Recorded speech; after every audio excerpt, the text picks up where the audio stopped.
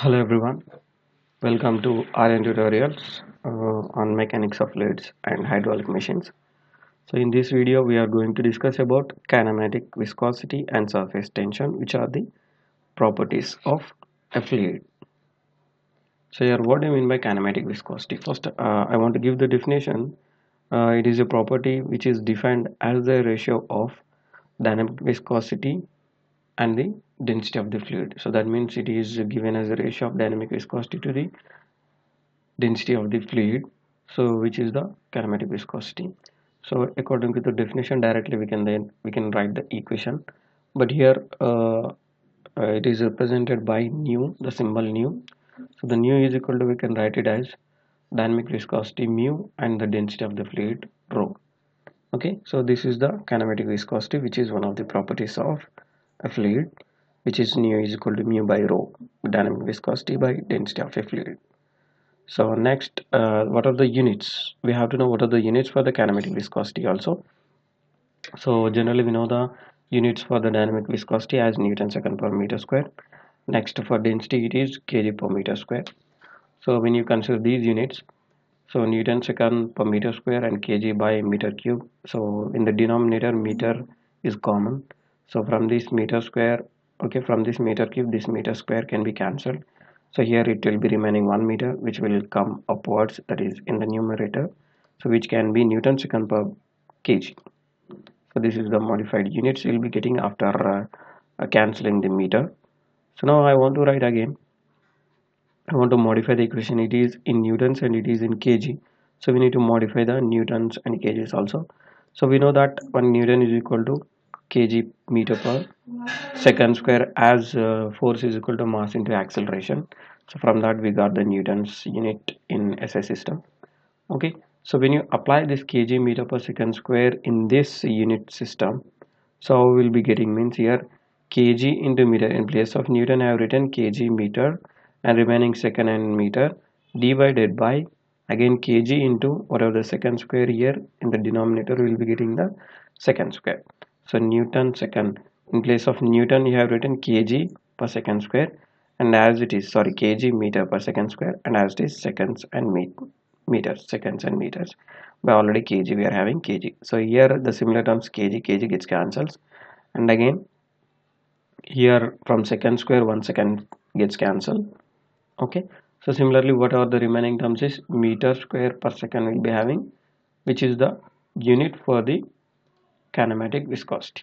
Okay now, so these are the units for kinematic viscosity, that is meter square per second. From the new minutes, from the units of dynamic viscosity and the density of the fluid, units of the density of fluid, we got the units for the kinematic viscosity. So remember, nu is the ratio of mu to rho, and the units are meter square per second. So next we go for next property, which is surface tension. So in the previous video, while which is basic properties of the fluid, in that I didn't mention the surface tension, but surface tension is also one of the properties for a fluid. Okay, so what is the definition of surface tension? So first definition is, it is defined as a ratio, sorry, it is defined as a force acting per unit length of the surface of the fluid. So that means it is a ratio of force to the length. Okay na? So surface tension is defined as a force acting per unit length of the surface of the fluid, which can be also stated as it is the ratio of force to the length. Okay, so according to the definition, we can write the equation again here. So here it is represented by the sigma, which is the symbol sigma. So sigma is equal to, we can write it as F by L, according to the force acting per length, unit length of the surface. Okay, force by length, and the units are Newton per meter in SI system. Okay, so next we go for exact understanding of the surface tension. How can we exactly understand about the surface tension? Why we got the surface tension for a fluid, okay, or any liquid? Means here I want to, for understanding that, I want to take a container which is consisting of water. Okay, so this is a container. I have taken example in that the water is taking place. So in this condition I want to assume one fluid element, that is as A. So this element already which is inside the water, that is in liquid. So whenever you consider any molecules totally inside the water, that molecule will be attracted Okay, now that molecule attracted by all number of molecules which are surrounding the A molecule. So that means here when you consider a molecule A, so this molecule can be attracted equally in all directions. So that means whatever the equilibrium, so here whatever the number of attractive forces, the resultant attractive force acting on this molecule will be zero. So that means this molecule A is in equilibrium condition. Okay, so the resultant force, attractive force acting on the molecule A is zero. So that means it is equally attracted in all direction. So the molecule A will be in equilibrium condition. So next we consider another molecule B, which is also somewhat inside the uh, water only. So this can be also attracted by all number of molecules which are surrounding that. Okay, now so equally again all the molecules equally attracts the molecule B. Okay, so again the molecule B can be under equilibrium condition due to it is equally attracted in all direction. Okay, now again the resultant attractive force becomes zero on this B molecule. Whenever we consider a molecule on the surface of the liquid, okay, now so here above molecule, here assume this is a C molecule. Okay, so this molecule is on the surface of the liquid. So when you consider above molecules, above this C molecule there are no water molecules are there, but below there are number of molecules are there. So that means here there is a certain unbalancing in the attractive forces are taking place for this molecule. Okay, now when you consider these molecules on the liquid surface, okay, the below we are having water molecules which will be attracting downward direction. And again here whatever the above this C molecule, okay, now above there is no water molecules but gas molecules are there. So these are different from the water molecules. So here this molecule whatever on the surface is taking place can be attracted by the water molecules and can be attracted by the gas molecules or air molecules. So that means there is certain unbalancing. The attraction force of the two dissimilar molecules is different. So that's why there is certain unbalancing, unequilibrium condition takes place for this molecule.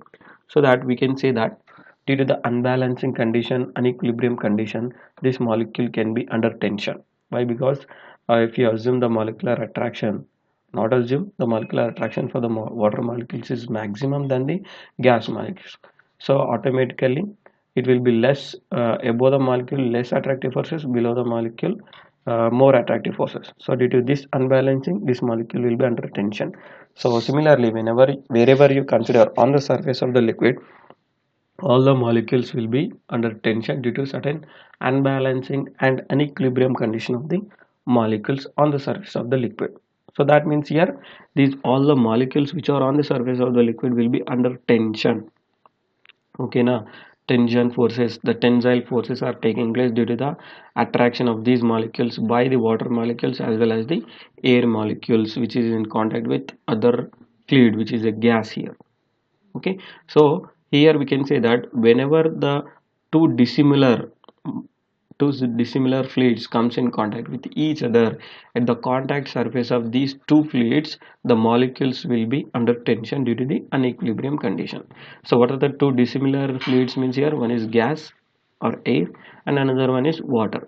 So whenever you consider the surface, these surface molecules are attracted by gas and as well as the water molecules. So that's why these molecules will be under tension.